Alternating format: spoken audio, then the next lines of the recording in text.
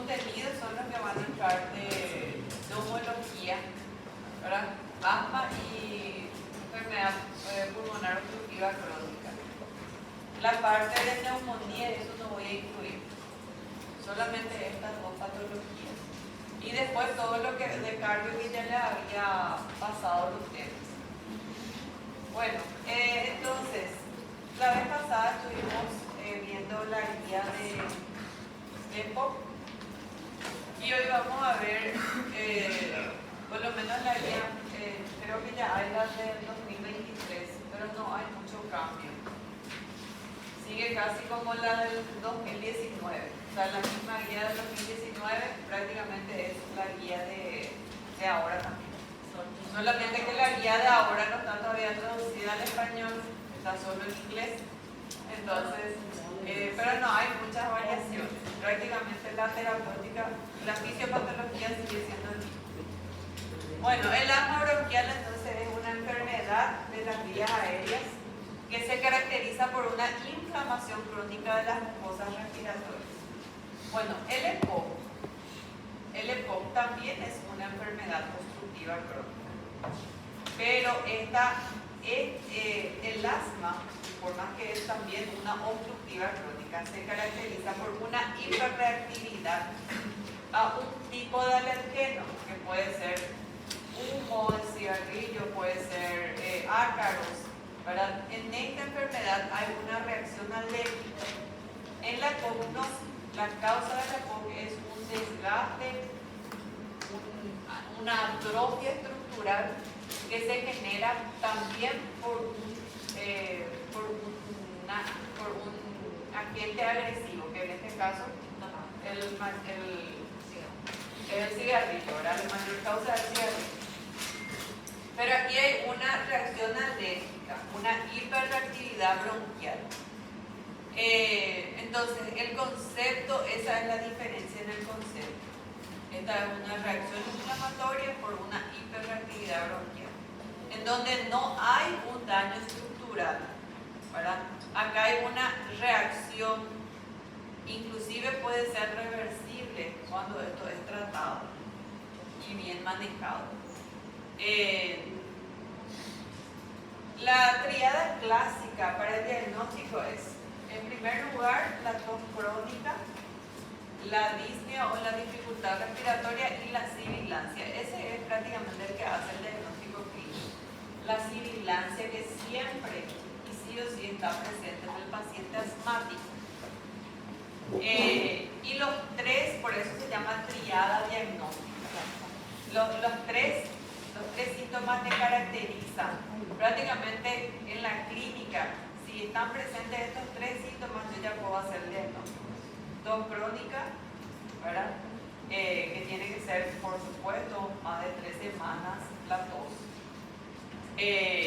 La disnea y la sibilancia. Bueno, en la exploración física,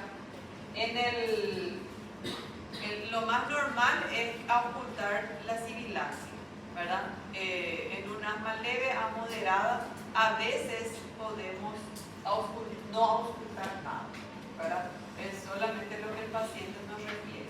Pero en un asma grave, sí o sí va a haber una disnea, y la disnea va a ser prolongada.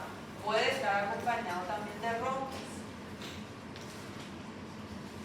En el hemograma, lo que nos llama la atención, especialmente cuando ya hay un diagnóstico definitivo, ¿verdad? Y cuando el asma ya es moderado a grave, la eosinofilia el número de recuento de eosinófilos viene aumentado. Y en la espirometría, que es el que confirma el diagnóstico, así como en la EPOC, está evidenciado el patrón obstructivo y una mejoría del FEV1 mayor al 15% de reversibilidad tras la prueba de broncodilatación. En este caso, cuando le hacemos la broncodilatación mejora muchísimo el FEV1, lo que no ocurre justamente en la EPOC, y eso le diferencia al asma de la EPOC.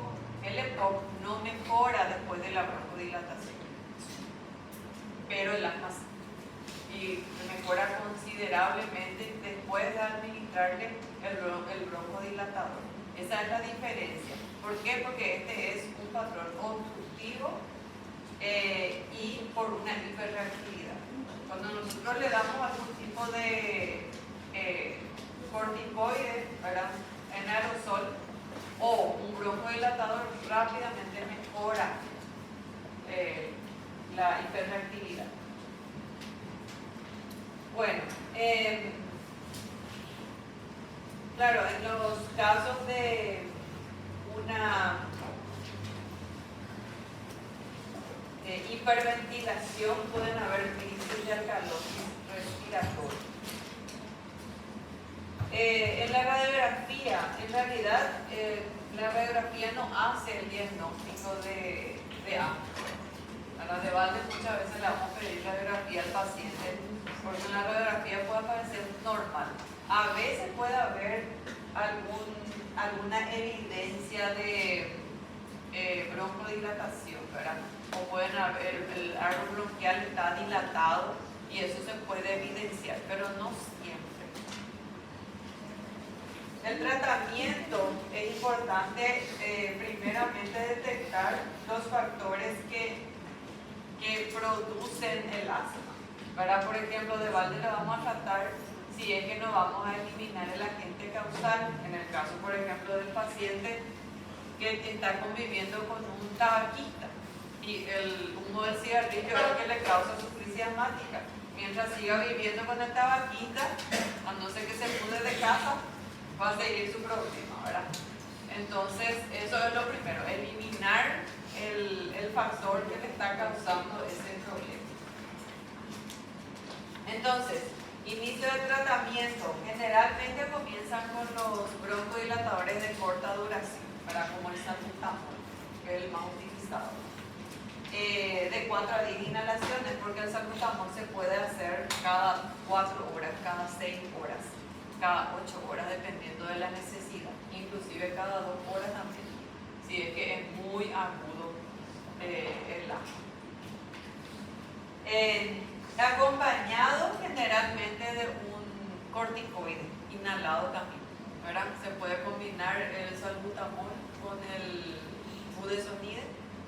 Generalmente a veces ya vienen luego combinados en el aerosol y eso se da cada 6 horas, cada 8 horas. O vía oral, que por lo general la prednisona o la prednisolona por vía oral es lo que se suele dar. Más todavía en pediátricos. Y la oxigenoterapia en el caso de que la saturación de oxígeno baje por debajo de 94%. Bueno, entonces ese es el tratamiento hasta ahora, que es el que más se utiliza. Generalmente el tratamiento en realidad es sintomático, eliminar por supuesto la causa y hacer un seguimiento. El tratamiento de control, continuar con las dosis superiores a largo plazo, en el caso de que sea, porque esto va a ser crónico, especialmente si es diagnosticado en el adulto, el asma va a ser crónico, ahí sí ya se utilizan los broncodilatadores de larga duración, ¿verdad? Como el salmeterol y otros que son de larga duración. Bueno, después los fármacos utilizados en el asma se dividen en los fármacos de rescate, que son los beta-agonistas.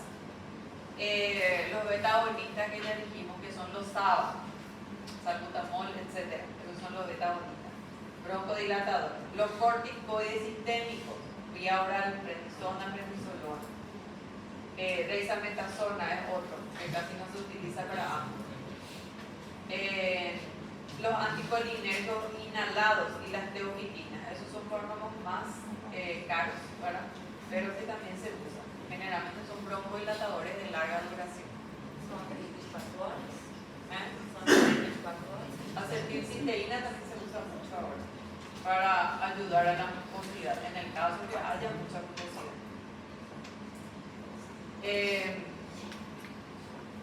Bueno, después y ahí tenemos justamente los corticoides, son los que inhiben la respuesta tardía de la inflamación y disminuyen la inflamación, porque en el asma hay varios patrones, ¿verdad? El patrón obstructivo, que es por la resistencia de la musculatura, ¿verdad? Cuando hay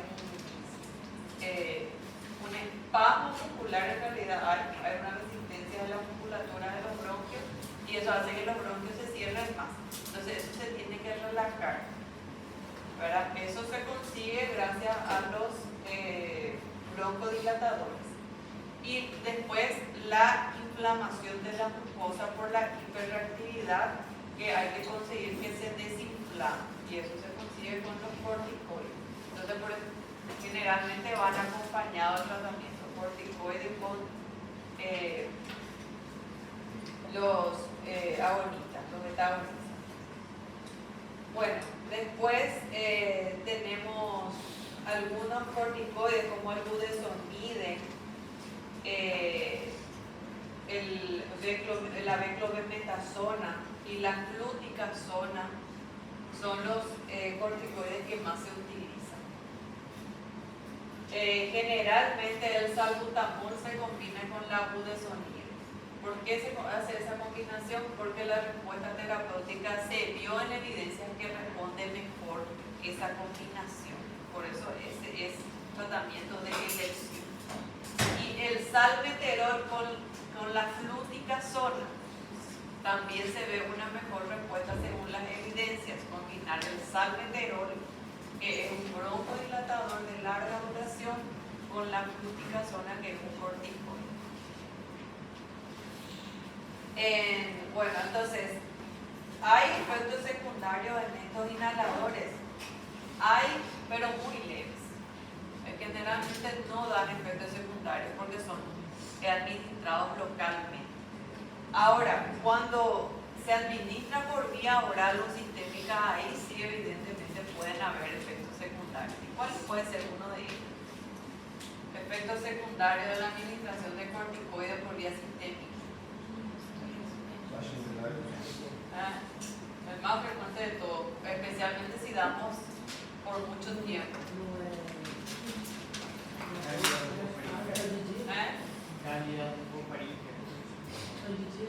Sí, eso, claro, porque disminuye la defensa, pero hay otro.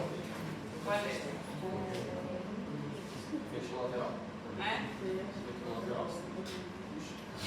Cushing.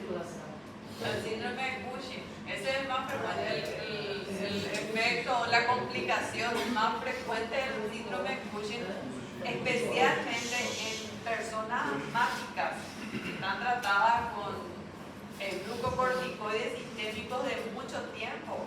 Ese es lo más temible, el síndrome de Cushing.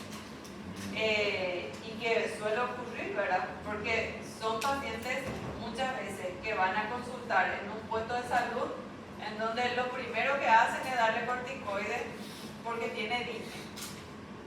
Ahora le diagnostican asma, le dan corticoides, tiene disnea. Después el paciente se cura. Después vuelve otra vez y se va a otro centro asistencial. ¿Qué hacen? Le vuelven a dar corticoides. Y así se va por la vida con glucocorticoides a full y después ya con su síndrome de Cushing. Es muy frecuente que pase eso. Los antagonistas de los leucotrienos, ¿verdad? Acá tenemos el montelukast, que tanto se está usando ahora. Esos también son muy buenos porque tienen una acción antiinflamatoria y especialmente tienen una buena respuesta inmunitaria, o sea que no, es muy bueno porque no disminuye tanto las defensas y no tiene efectos colaterales como los AINES, por ejemplo, que son gastrolesivos. Entonces por eso esto se está utilizando también.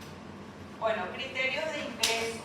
En el asmático, lo que lleva a que este paciente necesite algún tratamiento hospitalario es que pueda agudizar, ¿verdad? El asma que no mejora la línea con la ventilación, ¿verdad? O con el oxígeno, evidentemente va a requerir entrar en terapia intensiva, ¿verdad? Si es que va bajando su saturación de oxígeno y va empeorando la función respiratoria. Especialmente en pacientes menores de 5 años, que son los pacientes de riesgo, y también los pacientes mayores de 60 años.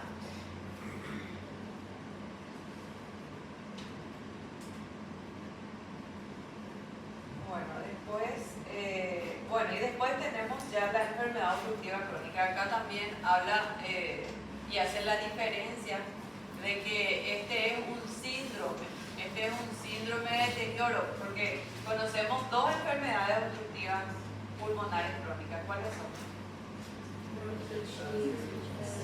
Aparte del asma, ¿verdad? No le pongan al asma. Estamos hablando de la EPOC. ¿Cuáles son las dos? Enfisema y bronquitis crónica. Son dos. Ahí tú dónde está. Bronquitis crónica y enfisema. Esas son las dos enfermedades obstructivas crónicas. Y las dos, el agente principal es el tabaquismo. Acá la diferencia es el concepto, ¿verdad? La fisiopatología es diferente y la clínica es diferente de estas patologías, por más que las dos son obstructivas. Porque acá en la bronquitis crónica el problema está en los bronquios. Y acá en el enfisema el problema está en el parénquima pulmonar, o sea, en los alveolos. Entonces, ¿qué pasa? Irreversível também, bronquite pode ser reversível e o Sí, el enfisema ya no. Sí, la bronquitis es totalmente reversible.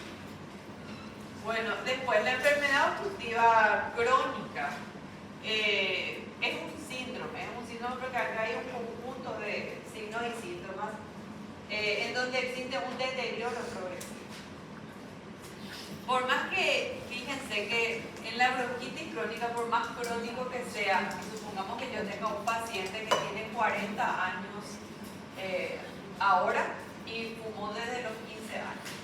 Si ese paciente deja de fumar a los 40 años y yo ya le diagnostiqué bronquitis crónica, eso sí puede ser reversible. Porque por más que haya un desgaste de su epitelio respiratorio, de su célula ciliada y todo eso, esas son súper regenerativas. Si no hay algún tipo de displasia o metaplasia, entonces, claro que puede ser regenerativo si esas células cambian constantemente y se regeneran, totalmente se regeneran. No hay una evidencia que me diga que las células epiteliales no se puedan regenerar al 100%. Se puede regenerar al 100%, pero cuando elimino lo que le está dañando, ¿verdad? Cuando ocurre eso, se van a ir regenerando. Capaz va a llevar un tiempo, no sé hasta cuántos años, pero sí se regenera. Entonces no es cierto que cuando la gente dice de que el cigarrillo ya causa un daño irreversible, no es cierto. Sí revierte, claro que revierte. Irreversible es cuando yo no ataco el agente causal y no corto a tiempo. Porque va a llegar un momento que sí ya va a ser irreversible. ¿Cuándo? Cuando el paciente ya no puede respirar. Como pasó el caso de la paciente que los compañeros van a hablar después. Bueno, el enfisema es la dilatación y la destrucción. Fíjense, ahí sí ya hay una destrucción de los espacios alveolares. Acá ya es irreversible. Acá ya hay una destrucción de esas células de los neumocitos, ¿verdad? Entonces está afectado ya el epitelio respiratorio, el epitelio que hace el intercambio gaseoso, ya está dañado. Y bueno, hay un atrapamiento de aire, ¿verdad? Porque así es como se define en la fisiopatología, que hay un atrapamiento de aire en los pulmones. ¿Y qué es lo que le dificulta al paciente? ¿Inhalar o expirar? Expirar le dificulta. ¿Por qué? Porque por más que él trate de hacer todo el esfuerzo de quitar totalmente el aire, no va a poder, porque ese aire está atrapado. Entonces su función expiratoria es la que va a estar afectada. Y eso es lo que le va a llevar a su disnea y evidentemente evidentemente, como no va a haber ese flujo de aire que va a entrar y va a salir, ¿qué va a pasar con el murmullo vesicular? Va a estar disminuido o abolido el murmullo vesicular, porque no va a haber ese intercambio de entrada y salida de aire.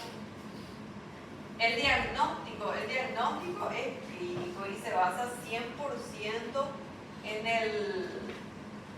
la historia del paciente, ¿verdad? O sea, el tabaquismo durante al menos 20 años, porque esa destrucción mínimamente tiene que tener 20 años de haber fumado.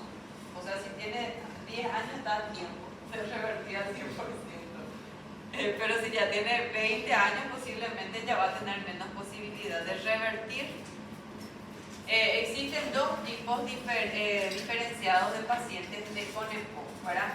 Lo que se le diagnostica como bronquitis crónica, para que van a tener ciertos síntomas. Bueno, fíjense que son pacientes que tienen una inclusive constitución física, ¿verdad? Generalmente se diagnostica más temprano, ¿verdad? Porque se diagnostica en edad joven. Debutan hacia los 50 años con tos, expectoración abundante, espesa y escasa disnea. O sea, que tienen todavía como una disnea leve. De repente pueden tener más dificultad para respirar cuando hacen más ejercicio físico. Pero ellos no tienen problema porque ellos dejan nomás de hacer ejercicio con tal de seguir fumando. ¿Es cierto? Así. Tienen frecuentes reagudizaciones de infección y eso es lo que hay que evitar en los pacientes con EPOC, ¿verdad? Que no tengan esos episodios frecuentes de infección, porque eso va a empeorar la destrucción de su estructura respiratoria. No parecen hacer excesivos esfuerzos respiratorios todavía, ¿verdad? A la ocultación aparecen roncos y alguna sibilancia, pero lo que más le caracteriza, porque es bronquitis, es el ronco, o sea, se escucha muy bien el ronco. De repente se puede ocultar alguna sibilancia, lo que me puede confundir con asma, pero a mí lo que me hace la diferencia es su historia, la historia del paciente. Bueno, y la tos. A veces el paciente dice, no tengo mucha tos. Y eso también nos puede confundir, ¿verdad? Frecuentemente presentan hemoptisis, ¿verdad? Que es la tos con sangre y siendo la causa más frecuente en la actualidad. Bueno, el enfisema. Fíjense que acá en la bronquitis crónica nos vamos a encontrar con un paciente gordito. El famoso paciente gordito tiene pero cuando ya avanza a enfisema, porque el paciente puede avanzar a enfisema, ahí ya nos vamos a encontrar con un paciente prácticamente desnutrido, ¿verdad? Por eso dice, dice hábito pícnico, que es un paciente gordito, bajito, ¿verdad? Cuello corto, ¿verdad? Así se le ve, ¿verdad? Y acá en el enfisematoso ya encontramos un paciente asténico, o sea, flaco, desnutrido. Es como si fuera que, fíjense, en el enfisema ya no hay intercambio gaseoso, quiere decir que el oxígeno ya no está pasando a los alveolos como tiene que pasar, del alveolo al capilar. Entonces la sangre ya no recibe oxigenación como tiene que recibir. Y todos los órganos van a disminuir su nutrición. O sea, el músculo no va a recibir nutrición, el cerebro no va a recibir nutrición, los riñones, etc. ¿verdad? Entonces va a bajar la nutrición de las células y esas células van a ir atrofiándose, lo que le va a llevar a un hábito asténico al paciente. Inclusive va a dejar de comer.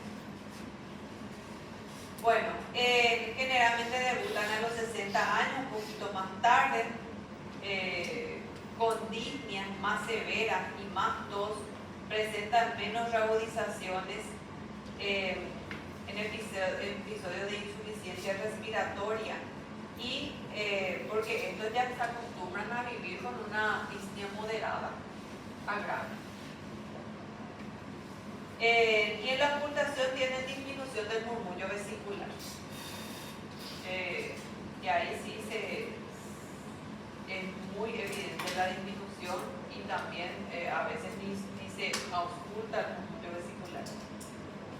Bueno, la exploración funcional son trastornos obstructivos. El enfisema se asocia con una disminución de la elasticidad del pulmón, ¿verdad? Lo que hace un patrón inclusive restrictivo a veces, ¿verdad? En la gasometría evidentemente se pueden ver disminución de los gases y aumento del PCO2, ¿verdad? Que es el dióxido de carbono. Inclusive el paciente se ve, tiene un aspecto más cianótico por la disminución de oxígeno. En la espirometría hay un patrón obstructivo muy evidente, no reversible, con broncodilatadores. Esa es la diferencia en la espirometría para hacer el diagnóstico del EPOC. Cuanto más grave es el EPOC, menos va a responder a los broncodilatadores. Con el asma grave responde muy bien a los broncodilatadores, porque es una hiperreactividad. Yo le doy broncodilatador a mi paciente, enseguida se va a abrir la vía aérea. Sin embargo, en el EPOC no, porque ya hay una destrucción estructural ahí. Entonces, ni por más broncodilatadores que yo le dé, no va a desobstruir las venas. El tratamiento, dejar de fumar. Y la oxigenoterapia domiciliaria en algunos casos si el paciente requiere ya de oxígeno. Esto es un patrón obstructivo irreversible y muchas veces el paciente ya va a tener que vivir con oxígeno en su casa y eso cuesta muy caro. El oxígeno es lo que más cuesta en esta vida, carísimo es el oxígeno.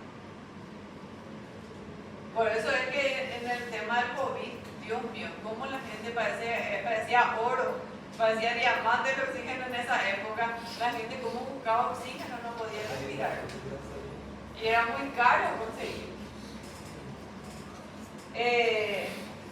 Bueno, las medidas útiles son la vacunación, la prevención, la neumocócica y evitar todo irritante ambiental. Ese paciente prácticamente tiene que vivir en el campo donde no hay luego ningún aire de combustible, de nada que pueda respirar ese paciente. Y los fármacos solo ofrecen una mejoría sintomática. Hasta ahí es lo que yo puedo hacer por ese paciente si ese paciente no deja de fumar. Los broncodilatadores ya vimos, son los mismos que la vez pasada hablamos. Y ahí tienen ustedes el resumen, cómo se hace la ventilación mecánica y en qué casos va a requerir cirugía. En este caso sería el trasplante de pulmón. Para conseguir un pulmón hay que matarle primero a una persona. Bueno, entonces vamos a escuchar un poco el caso de los compañeros. Bueno, ellos tienen un caso súper increíble y justo lo coincidió, así que el martes dimos el POC y al día siguiente se fue una señora